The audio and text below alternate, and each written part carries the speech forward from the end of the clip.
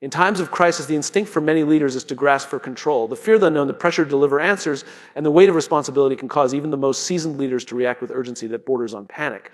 But control, when driven by fear, is rarely effective. What people truly need in the middle of chaos is not asserts dominance or micromanages every step. They need someone who can remain calm. Because calm is contagious, and in a storm, people look for stability more than they look for solutions. Remaining calm doesn't mean being passive or disconnected. It means having the emotional discipline to regulate your response so that others can regulate theirs. When a leader enters a room during a crisis and speaks in a measured tone, listens intently, and asks thoughtful questions, it changes the entire emotional temperature of the team. Calmness provides psychological safety. It signals to others that while the situation might be uncertain, they are not alone and they are not lost. It becomes a source of collective strength. Crises often distort time. There's a tendency to believe that every decision must be made immediately, every issue resolved instantly. This urgency can push readers into reactive mode, making impulsive choices, delivering incomplete messages, or simply acting without full context. Calmness challenges that impulse. It buys time, not by delaying action, but by prioritizing the pause between stimulus and response. That pause is where wisdom lives. It's where the leader assesses not just what's happening, but how people are being affected, what the long-term consequences might be, and which decision aligns with values, not just pressure. There's also a psychological mirror effect in teams. People reflect the emotional state of the leader. If a leader is visibly anxious, snapping at others, or rushing without clarity, the team absorbs energy. It multiplies uncertainty and paralyzes initiative. But when a leader speaks slowly, stays focused, and listens before reacting, it creates an unspoken permission for others to do the same.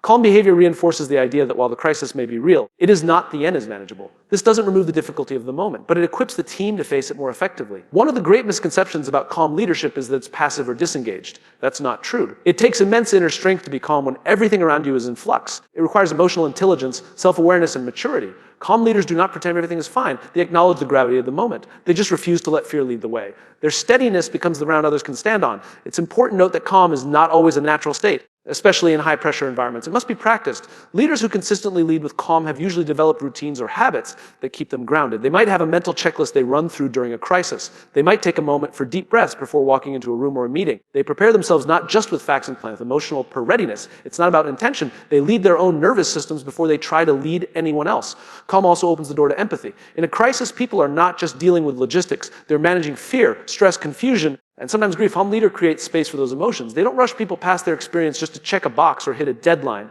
They recognize that in order to move forward, people first need to feel seen and heard. Calmness, in this way, becomes a form of care. It says, I see you. We're going to get through this together.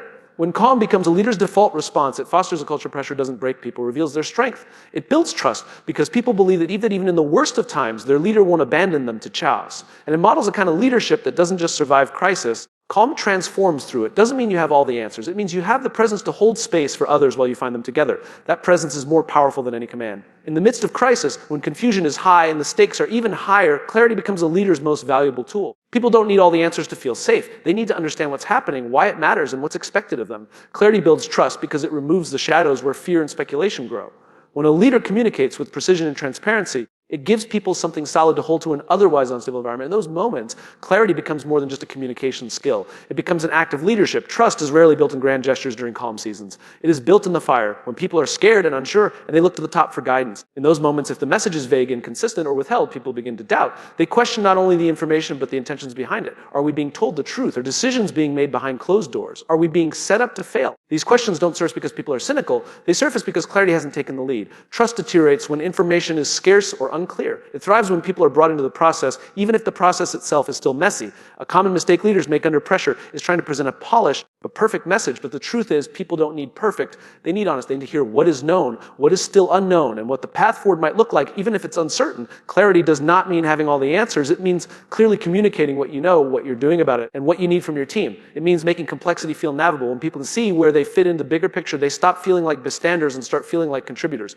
That sense of agency restores a measure of control, and with it, a sense of trust. Clarity is also not just about language. It's about alignment. What you say must match what you do. If a leader speaks of unity and collaboration, but then isolates decision-making or favors a few, clarity is lost. The message may have sounded good, but the behavior told a different story. Trust can only survive when the message and the method match. People listen not just to what leaders say, but how they act in difficult moments. Consistency becomes a form of clarity. It tells the team, this is what we stand for, and we're living it out even now. Another vital aspect of clarity is listening. Clarity isn't a one-way broadcast, it's a conversation. The most effective leaders create space for feedback, for questions, for concerns to be voiced.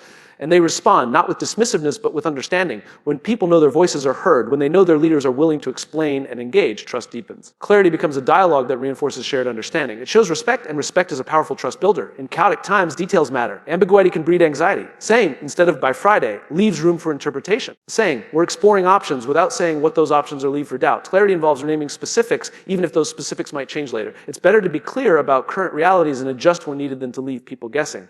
Uncertainty is part of any crisis, but unclear communication should not be. Clarity also empowers others to act. When team members know what the priorities are, what the boundaries are, and what success looks like in this moment, they are far more likely to make good decisions on their own. They aren't paralyzed by fear of doing the wrong thing. They aren't waiting for more direction. Clarity distributes confidence. It enables faster, smarter action because it removes the fog from the path ahead. What's often misunderstood is that clarity is not about oversimplifying or sugarcoating the truth. It's about taking complexity and breaking it down in a way that people can understand and use. It's about removing noise and sharpening focus. When a leader is clear, people can align, they can contribute, they can trust. Because in that clarity, they see not only the challenge, but the leader's willingness to face it head on. That breeds confidence, and confidence breeds cohesion. And in any crisis, a unified, informed team will always outperform a scattered, confused one. Clarity isn't just what you give to others, it's what you stand on as a leader when everything else is shaking. When crisis hits, panic is in the first emotion to rise to the surface. It's a natural response to unperceived danger, a surge of adrenaline that demands immediate action. But while panic may be instinctive, it is rarely productive. In fact, it clouds judgment, narrows thinking, and disrupts the very systems we rely on to move through challenge effectively. What cuts through panic is not pressure, not control, but purpose. Purpose is the internal compass that reminds people why they started, what they're fighting for, and what truly matters. It doesn't remove fear, but it puts it in perspective. And in crisis, perspective is everything. Purpose brings coherence to chaos. It gives people a reason to keep going when outcomes are uncertain, resources are stretched. When leaders bring teams back to purpose, they offer more than motivation, they offer meaning. Meaning is stronger than fear. When people know why their work matters, they are more likely to endure discomfort, make sacrifices, and collaborate under strain. It divides people. Purpose connects them. It unites them under a shared story that is bigger than the crisis itself. Great leaders know that reminding people of purpose is not about slogans or empty pep talks. It's about anchoring the present in something deeply human and emotionally resonant. During a crisis, the mission doesn't become less important. It becomes more urgent. Purpose rises to the forefront of every conversation, every decision, every action. When people start to spiral into worry or doubt, the leader brings them back to the why. Why does this work matter right now? Who are we serving? What's at stake if we give in to fear? This is especially critical because in high-pressure situations, the human mind tends to focus on threat. Our natural response is to look for danger and avoid loss. But if all people see is what might go wrong, they will begin to lose hope and energy. Purpose reframes the narrative. It shifts attention from fear of failure to the value of impact. Instead of asking what everything falls apart, purpose asks, what if we rise to the moment and make a difference? That question changes the energy in the room. It invites courage. Purpose also acts as a filter for decision-making. In crisis, leaders face dozens of choices every day, often with incomplete information and intense press. It's easy to get lost in short-term fixes or reactive tactics. But when a leader is grounded in purpose, it becomes easier to identify which decisions align with core values and long-term goals. It's not about being rigid, it's not being rooted. When leaders return to purpose, they prevent panic from distorting priorities. They focus not just urgent, but on what's essential. Another powerful aspect of purpose is its ability to activate intrinsic motivation. When people feel they're part of something meaningful, they don't just show up, they bring their best. They think more creatively, collaborate more generously, and take ownership with more pride. In contrast, shuts down innovation, reduces people to survival mode. A purpose-driven environment invites them to stay connected, emotionally and mentally, even when conditions are difficult. It reminds them that their role matters, that their effort has impact. Leaders who lead with purpose also create a sense of continuity. Crisis can make people feel like everything is falling apart.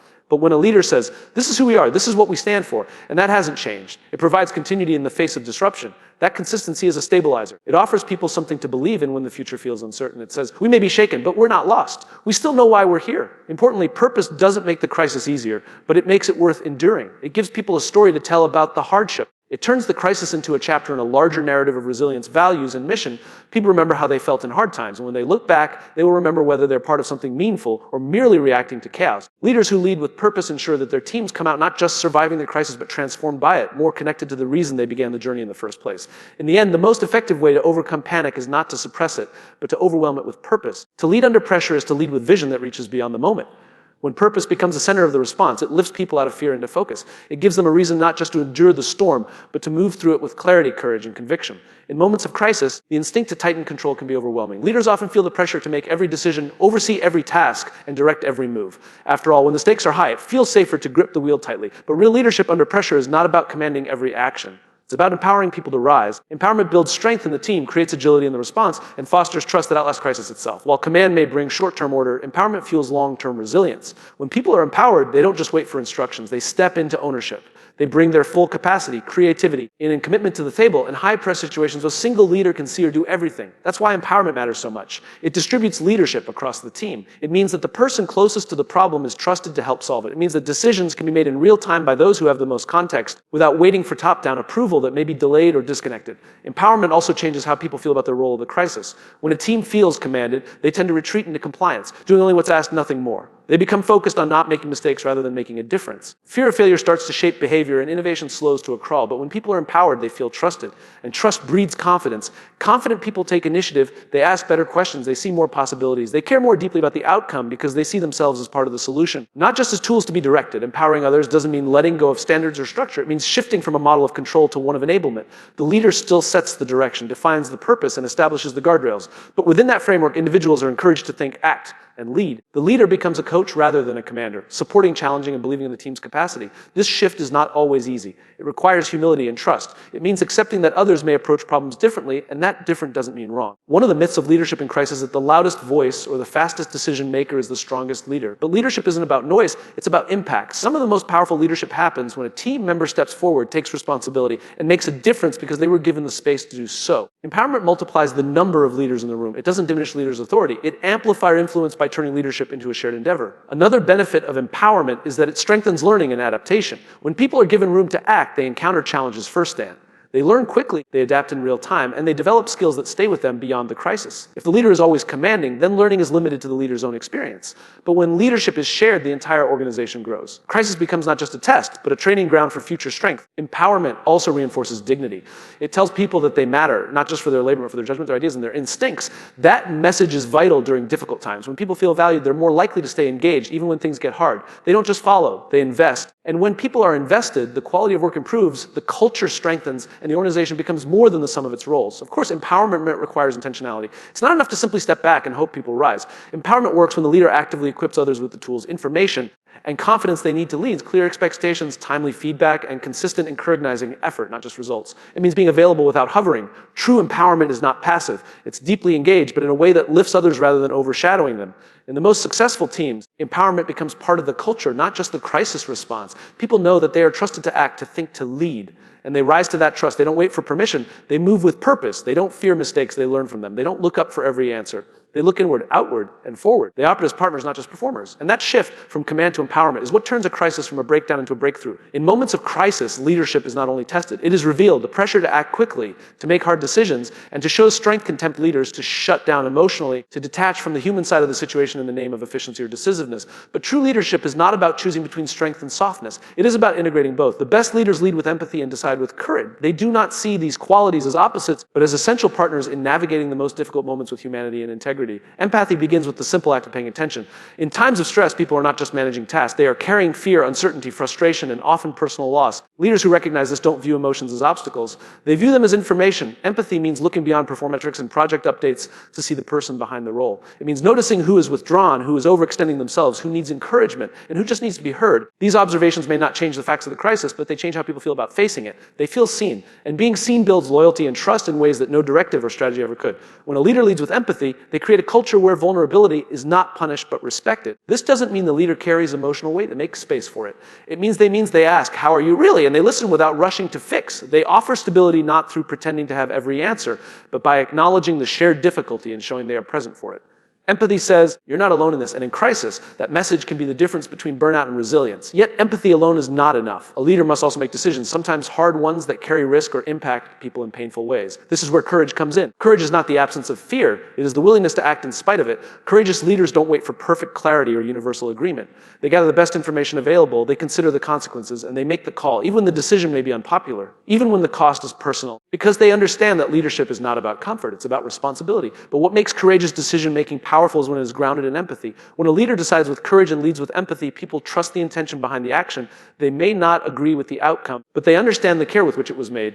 They see that the decision wasn't about ego, fear, or control. It was about doing what was right for the greater good, even if it was hard. That combination, compassion and conviction, is what earns respect. One of the hardest realities of crisis leadership is that not every decision will be perfect. Mistakes will happen. Outcomes will fall short. But if people believe that their leader truly cares about them and has the courage to own their choices, they are far more willing to forgive missteps. They are more willing to stand beside that leader through uncertainty. Loyalty is not built by bravado. It is built by consistency, humility, and heart. Empathy also plays a key role in communication. A leader who understands how people are feeling can speak into those emotions with clarity and care. They don't sugarcoat the truth, but they don't weaponize it either. They don't want honesty with hope. They choose words that inform but also uplift. And when people hear those words, they don't just process information, they feel connection. They remember that their leader understands the human stakes, not just the operational ones.